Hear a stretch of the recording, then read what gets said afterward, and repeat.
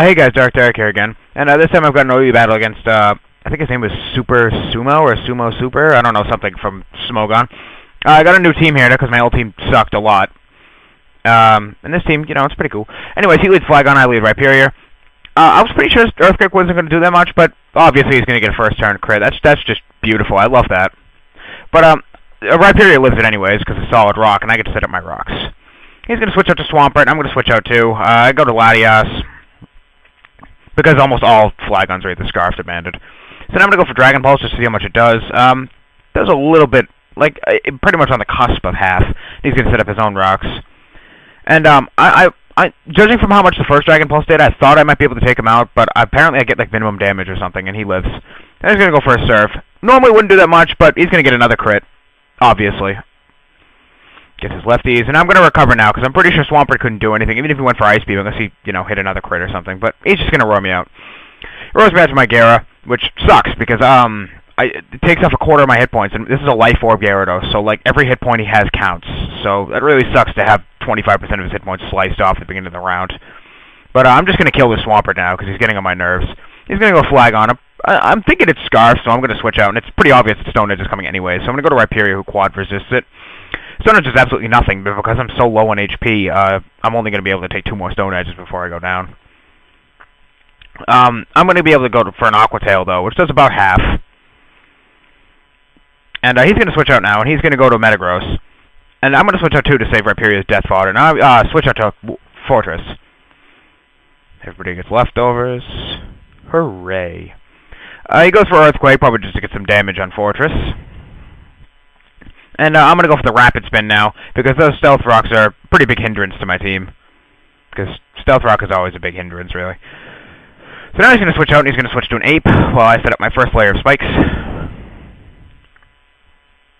Lefties. I was pretty sure he wouldn't go for the Fire move here, because he'd already seen Latias and Gyarados. I didn't think he'd go for Close Combat, though, considering that they both resisted anyways. But either way, let's me set up another layer of spikes. Now I'm pretty sure he's going to go for Overheat, but I wasn't entirely sure, and I wasn't willing to risk Latias or Gyarados, both very important Pokemon on the team, just to learn it. So I sent out Rhyperior's Death Fodder, and he did indeed go for an Overheat, but he misses anyways. Not like it really mattered, Rhyperior's Death Fodder anyways. So I was just going to finish him off. So now I'm going to go to my Scarf Heracross. And he's going to switch to a Metagross. I don't really know why, because the Close Combat was kind of obvious, but whatever. Close Combat does a lot to Metagross. Almost kills him. But I'm afraid of a Bullet Punch, because it might actually hurt. But, so I go to Fortress, but unfortunately... What the fuck?!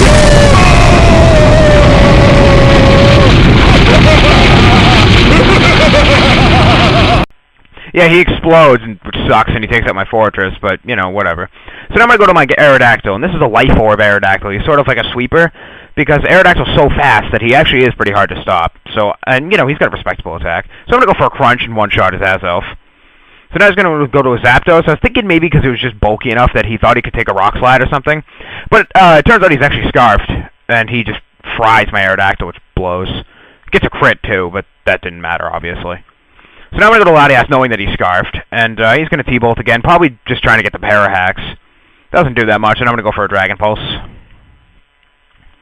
Does a really big amount, but Zapdos lives a little bit of hit points left, and he's going to go for another Thunderbolt. I didn't feel like going for Recovery here, because I hate Parahacks, and judging by the fact that he's gotten, like, 3 crits so far, like, at least 2 crits so far, I knew the game was probably going to, like, just slap me around with hacks. I just went for Dragon Pulse anyways against this Infernape, but he goes for Mach Punch to finish me off. I'm going to switch in Heracross, and I'm going to go for a Close Combat to finish up Ape. So Ape goes down. I was going to bring out Flagon, and just to make sure I don't lose, I'm going to go to Gyarados, because I was afraid that if he was Scarfed, he'd be quicker, and he could be able to kill me with my defense drop. So I'm just going to go to Gyarados to make sure. So he's going to go for Outrage, and it's going to do a lot. And he is going to be able to take out Gyarados, but luckily that means that Heracross can come in now. Pretty much safely. And he gets confused, not like it matters. Turns out I actually am faster, so I have no idea if that Flagon was Scarfed or not. It could have been Expert Belt for all I know. But Close Combat will indeed take down his Flagon, so that was a good game, man. Yeah, so far it's a really good team from what I've seen so far. I really like using it, so expect to see it some more. And Dark Derek out.